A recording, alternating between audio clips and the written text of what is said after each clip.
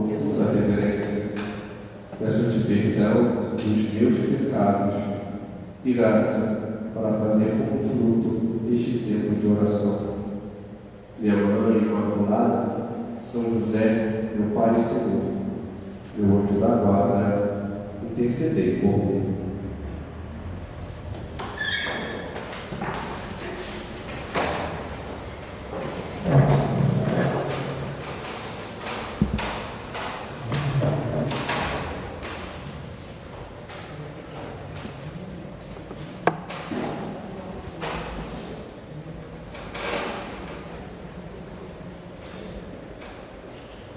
Assim que termina a parte do ofertório da missa e se introduz a oração eucarística ao seu início, na Santa Missa se tem o Orate Fratres, que no Brasil tem a possibilidade de outras versões.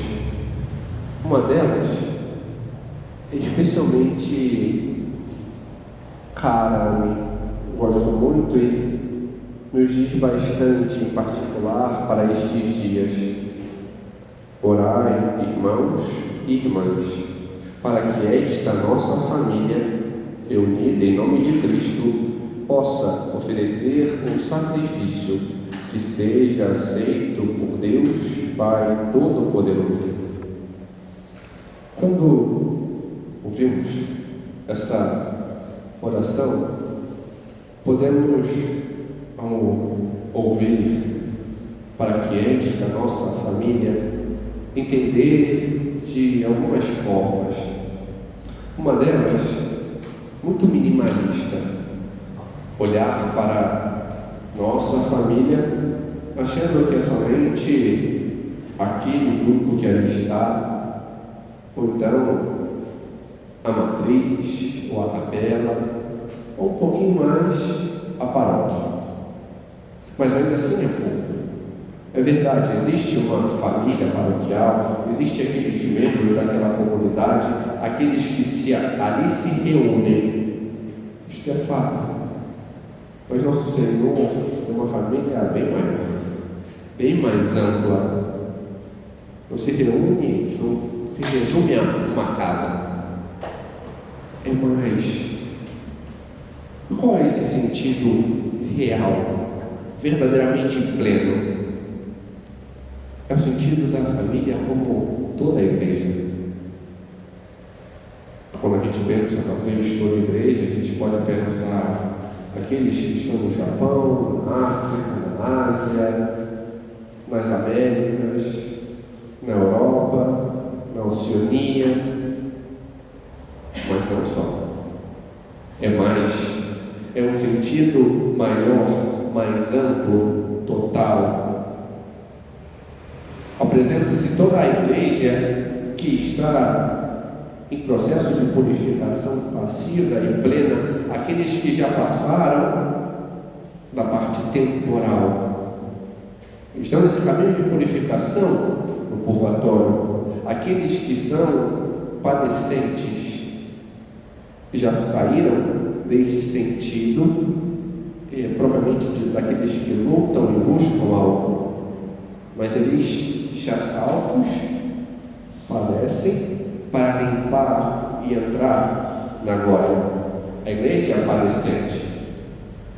Aqueles que já estão na glória e já contemplam Deus face a face, quer por já ter ido lá diretamente ao céu, quer aqueles que já passaram pela purificação e já gozam da visão beatífica, aqueles que já gozam da glória de Deus, a igreja triunfante. É a todos nós aqui que lutamos, a igreja militante. E é importante para que a gente entenda este período e todo este contexto, que a gente entenda por que igreja militante. Por que aqueles que lutam? Lutam porque podem escolher, podem eleger, entender e buscar algo. Aqueles que estão no tempo e na temporalidade, existe um meio de transição e ainda de escolha para saber aquilo que querem. Porque aquilo que escolhemos se dá aqui. Quando começamos a nossa vida, a cada um é entregue uma pergunta. A gente está nesse clima agora dos adolescentes que fizeram o Enem, né? É como se fizéssemos um grande Enem, só que em vez de, sei lá quantas mil questões, existe uma única. Em vez de A, B, C e D, existe somente duas opções. O que você quer? E você tem duas opções. Eu escolho estar com Deus. Eu escolho estar longe de Deus. Essa não tem opção verdadeiro e falso. Essa só tem a opção de pegar e escolher. E a nossa caneta se dá diante dos nossos atos, das nossas escolhas, a nossa eleição. E temos a vida para respondê-la. E quando termina a prova, quando morremos, temos este caminho, e aqui, essa igreja que luta, essa igreja que milita, a cada um de nós que estamos, devemos buscar escolher, e devemos então nos empenhar para isso. Mas existe um momento que acaba a eleição.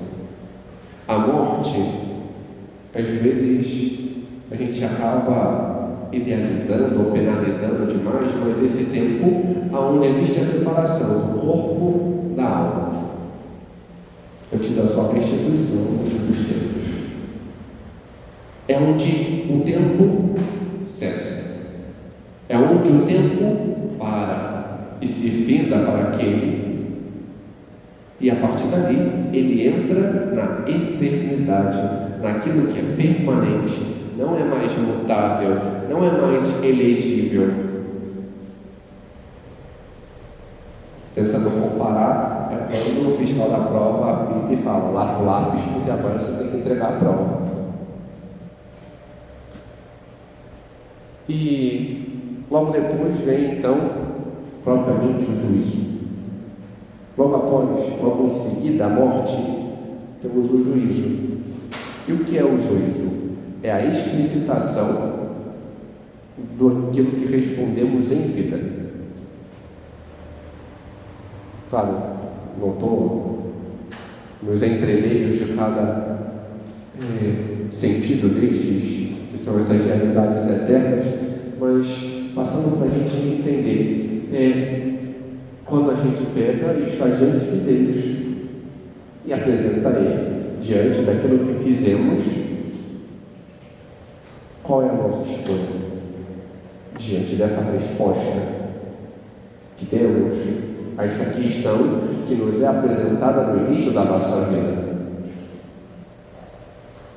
E como se dará isso?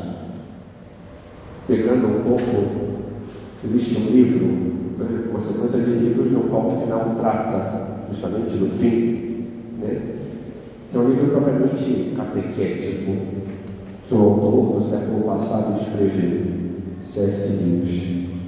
E no livro A Última Batalha, o último livro das Crônicas de Nárnia, ele apresenta um pouco esse sentido de como será o juízo. E mais do que talvez algo pintado para nós, de nosso Senhor como um juiz severo e duro,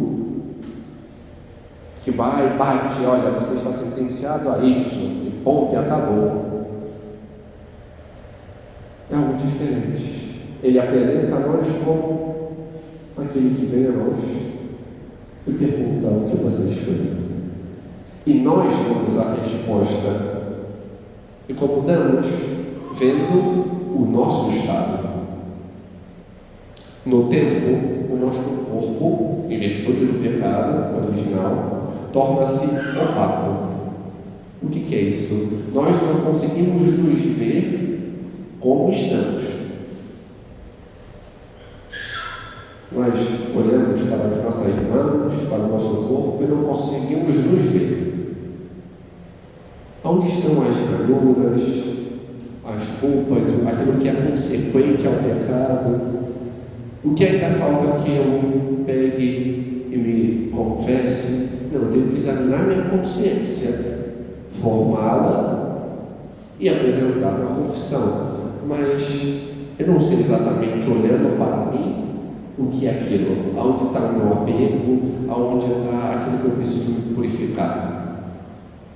Na eternidade, o nosso corpo passa a ser diferente, não será mais oval. Nós conseguiremos nos ver como estamos e diante disso apresentaremos ao Senhor. Por isso que Santo Afonso Maria de Ligório, no livro Preparação da Morte, diz que nosso Senhor não tira a nossa liberdade, Ele nos questiona diante dos nossos atos aquilo que escolhemos. Nosso Senhor não é um tirano. Às vezes a gente, por vezes já falei isso nas homilias e para Mateus também, mas às vezes a gente acha que Deus é tirano e fazemos um silogismo extremamente às avessas. Deus é todo-poderoso, Deus me ama, quer que eu me salve, logo Deus vai me salvar no final e eu vou para o céu. Só que faltou uma coisa: Deus me deu a liberdade e Ele não a tira. Se eu não escolher a Ele livremente, Ele aceita aquilo que eu escolhi. E por isso é necessário que em vida eu escolha Deus. Porque se eu não escolher Deus, escolher estar longe de Deus, Deus aceitará, ainda que não queira, ainda que me queira junto dele, Ele aceitará a minha decisão. E o que é este não escolher a Deus? Esse dar as costas a Deus? É estar longe dele eternamente. Ou seja, propriamente o inferno, que tem por grande dor saber que Deus me ama e que eu rejeito esse amor. Mas não estamos aqui para falar daqueles que quiseram se excluir da família de Deus. Estamos para falar daqueles que estão buscando e aqueles que escolheram estar com Ele, que são aqueles que são salvos. Mas entendam que, de modo imediato, ser salvo e estar no céu não quer dizer a mesma coisa. Quem está no céu está salvo? Sim. Mas quem está salvo está no céu? Não todos. A Revelação nos diz que para estarmos no céu diretamente, irmos diretamente para o céu, em vida eu tenho que me purificar por inteiro. E o que significa isso? Numa linguagem teresiana, eu conseguir alcançar o matrimônio espiritual, ou seja, a sétima morada. Mas nem todos o conseguem. E diante disso, a teologia espiritual, em particular, uma linha que eu gosto muito, que a teologia esponsal apresenta, é que somos noivas de Cristo. E nos despojamos diante da eternidade com a morte e com a escolha a Ele. Só que diante desse despojamento e dessa total entrega ao Senhor,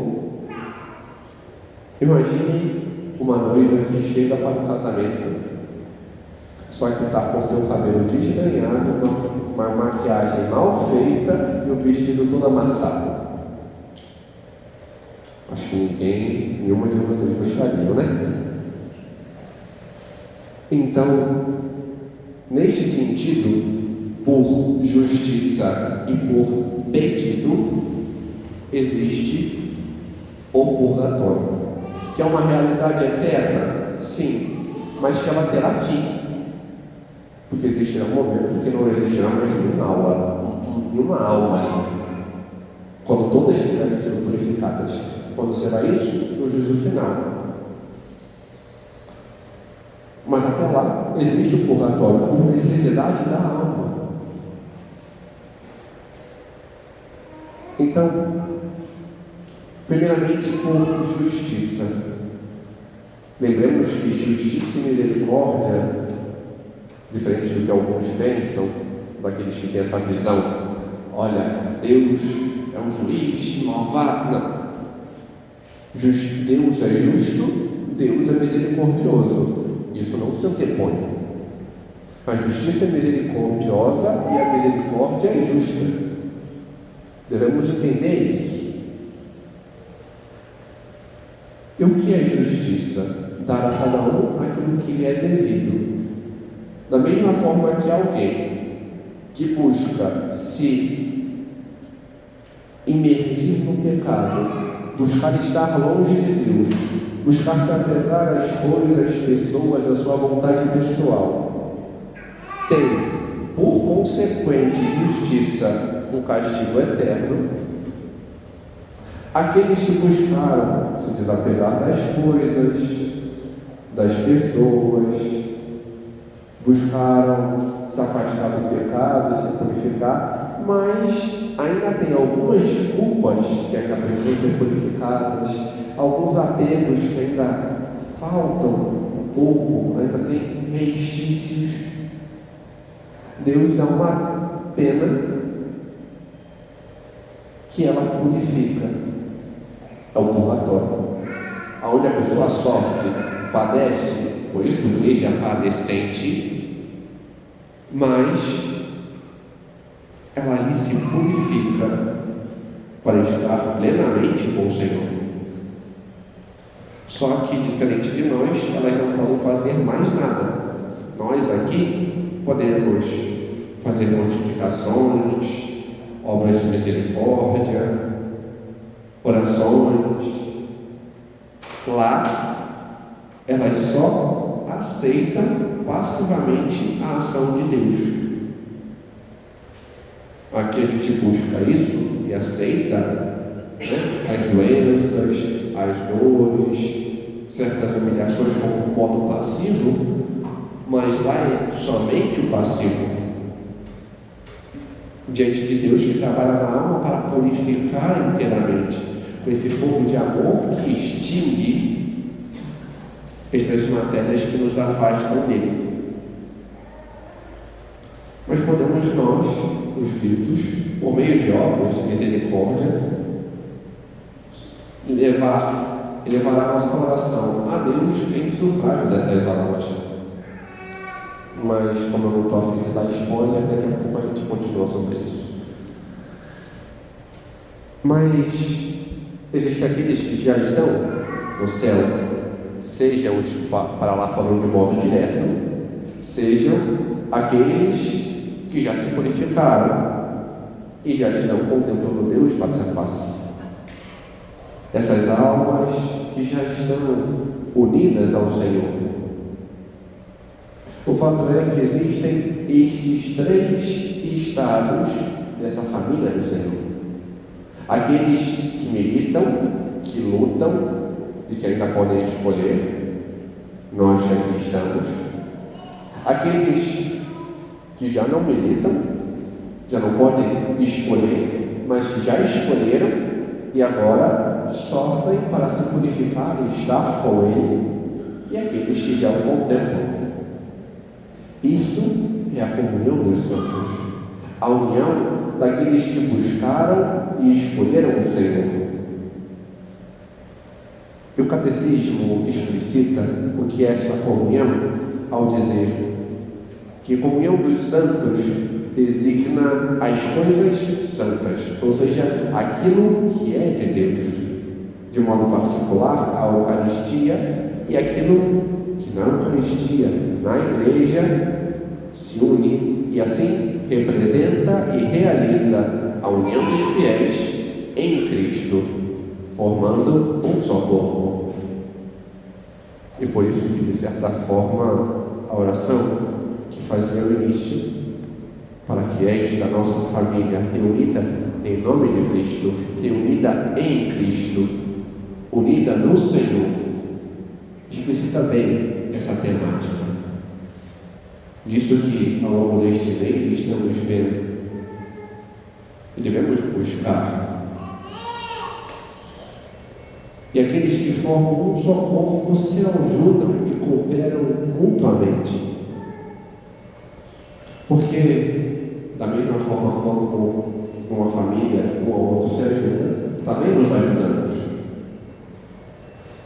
E pedimos a intercessão daqueles que já estão salvos, dos que já contam com Deus, face a face, daqueles que daqui já passaram e já estão mais próximos do Senhor e podem pedir a Ele graças para nós, interceder por nós.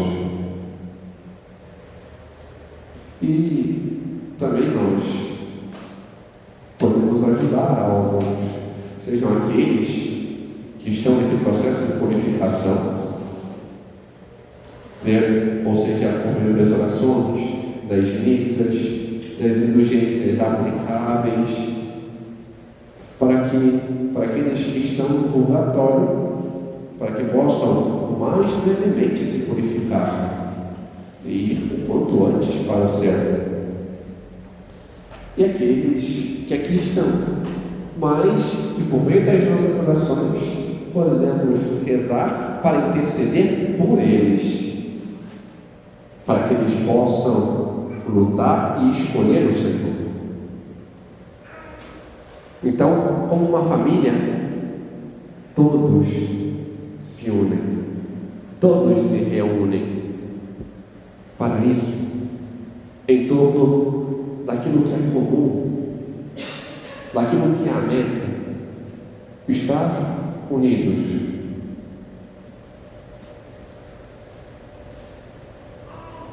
E nesse sentido, podemos entender ou como que nós também devemos nos empenhar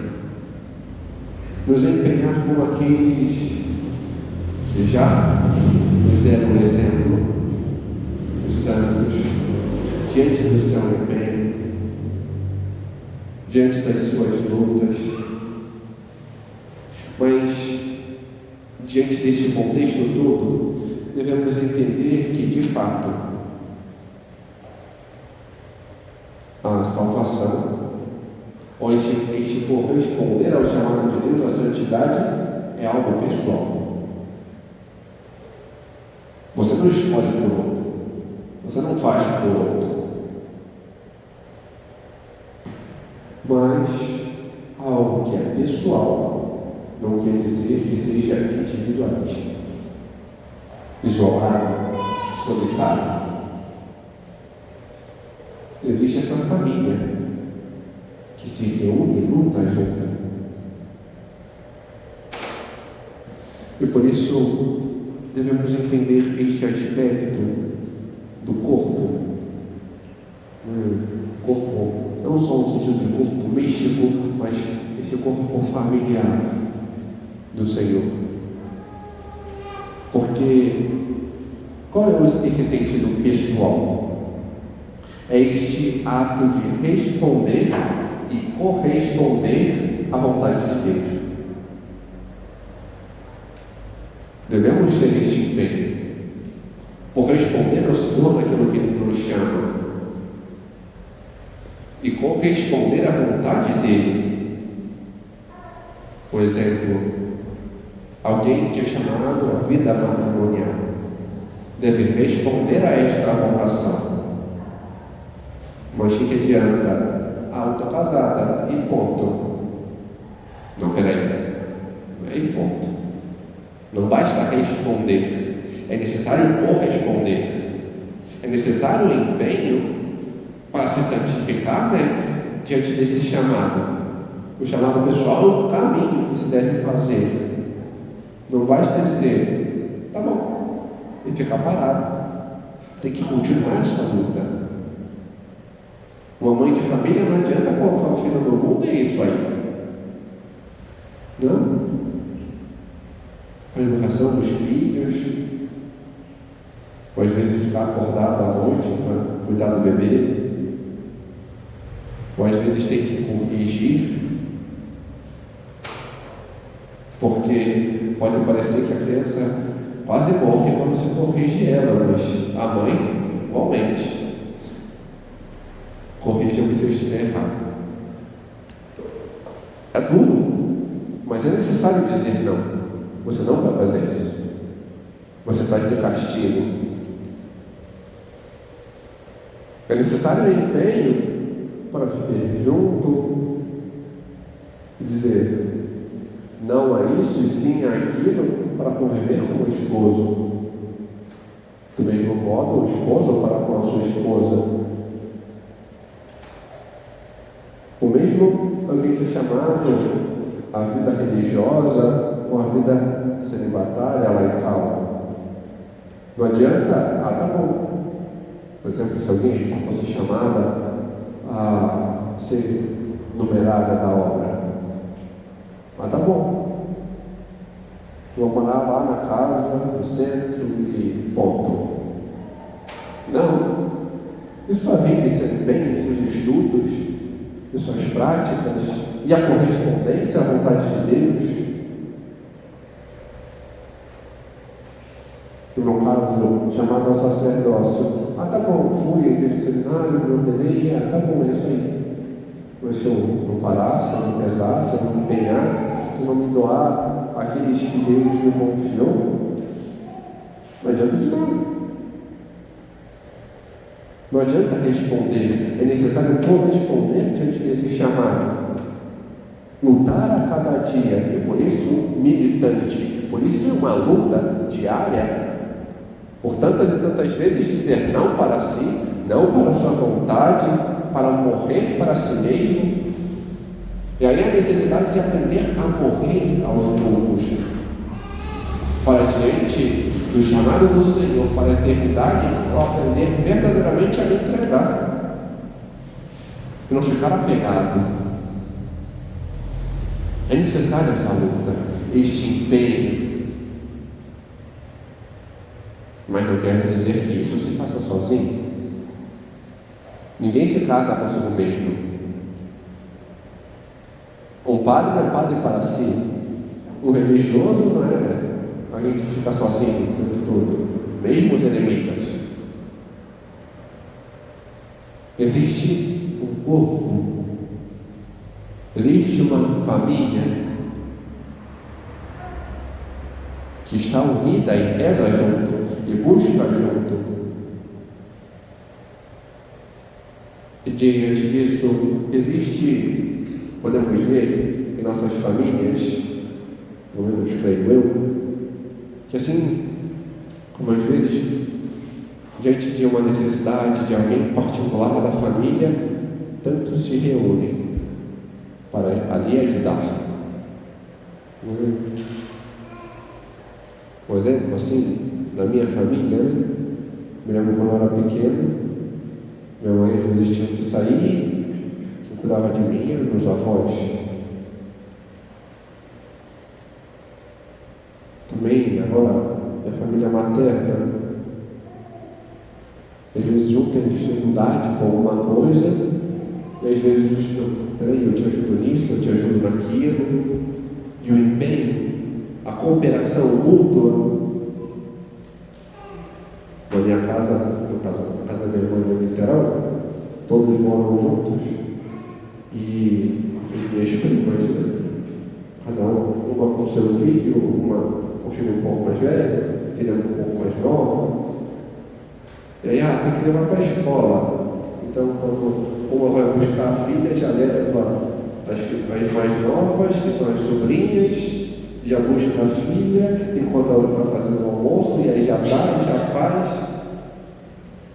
Existe a cooperação mútua.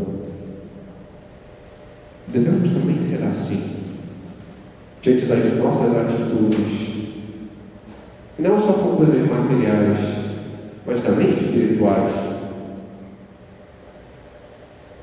com o nosso apostolado. Basta ver como aqui cresceu. A filha chama a mãe chamou a nora chamou não sei quem, e chamou a amiga, e chamou a tia, e não sei quem. E olha como estamos hoje. O mesmo, já disse isso em alguma meditação passada, o grupo de bolsa sempre cresce mais rápido, né? E por vezes, até São José Maria dizia que era um grande sustentáculo, porque graças às moças o grupo de homens também crescia. Porque a esposa, vendo que aquilo era bom, literalmente tinha um bom perturbar a cabeça do marido, ele ia, experimentava. Tem um testemunho dizendo que como as moças ficavam tranquilas ao ver que seus maridos chegavam tarde, porque estavam no convívio, estavam ali e tal. Não, tá com aquele grupo pode. Tem o grupo do futebol, ih, vai dar problema. Não, estou no grupo do. Vou lá, vou ter o recolhimento. Ah, não, pode ficar tranquilo, não pode ficar. Este empenho de querer o bem para o outro, e diante dessa experiência, insistir e persistir, para que o outro tenha essa experiência de Deus. Isso é apostolado. Das pequenas coisas, de ver talvez, de ter um amigo que necessita talvez, olha, está se arrastando, já tentou procurar alguém, já tentou se empenhar em rezar um pouco mais, a pronunciar, olha, esses dias, algumas, olha, é engraçado, né? Meu irmão, já tem o folderzinho do masculino, não é? Ela perguntando isso, não. Acho que está perguntando errado. Mas eu não, já sei, é alguém que está insistindo. E é isso, esse bom apostolado, de pegar e anunciar, de ver, olha, o jeito daquela pessoa, acho que vai ser bom. Esses dias mesmo, aqui na paróquia, teve o retiro do semiário, não me lembro quem que estava falando, falava para uma outra moça, olha, você prefere então uma espiritualidade mais assim, sem tanta nervosidade, não é assim, o recolhimento é assado, tenta ali, tenta fazer esse bom apostolado do que ele, olha, ela não encontra Deus diante dessa espiritualidade, por que não aquela? Já tentou ir conhecer? E tantos que conhecem e bebem e vão se encantando. É esse bom apostolado que devemos fazer e persistir. Esse apostolado com o filho, com o esposo, com os pais. Esse apostolado que busca levar o outro a rezar juntos, a ir à missa juntos, a estudar e se aplicar, a conhecer mais a Deus juntos, diante dos bons exemplos, e ver o exemplo de alguém virtuoso e seguir. E diante dessa família maior, que nos auxilia também, e tem este grande apostolado, o levar para Deus, o exemplo dos santos, que nos levam a imitar o Senhor, a buscar o Senhor. Este é o exemplo da família que busca a unida, da família de Deus, que se empenha junto. De modo particular, vemos que na educação da família, aquela que mais se aplica são as mães, sempre olhando com mais cuidado os filhos. Não que os pais não façam, mas as mães são aquelas que vão nos meandros, veem as dificuldades e auxiliam. De igual modo, nesta família de Deus, aquela que mais se empenha, a Virgem Maria, ela tem este grande empenho por nos levar ao Senhor, este grande empenho de nos mostrar o caminho verdadeiro, de nos mostrar quem Ele é, como devemos estudar, conhecê-lo mais, buscá-lo mais, amá-lo mais. E por isso, ela é a nossa advogada, a nossa intercessora, é ela, como dizem os santos, a onipotência suplicante, que pede sem cessar por cada um de nós e seus filhos. Aprendamos a recorrer a ela, porque ela verdadeiramente nos auxilia diante dessa caminhada a chegar sempre mais próximos a Ele.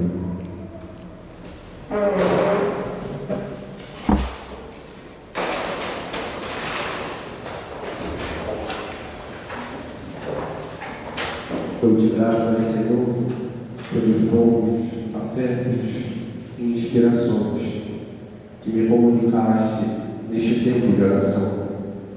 Peço-vos ajuda para os pôr em prática. Minha Mãe Imaculada, São José, meu Pai, Senhor, meu anjo da guarda, intercedei por mim.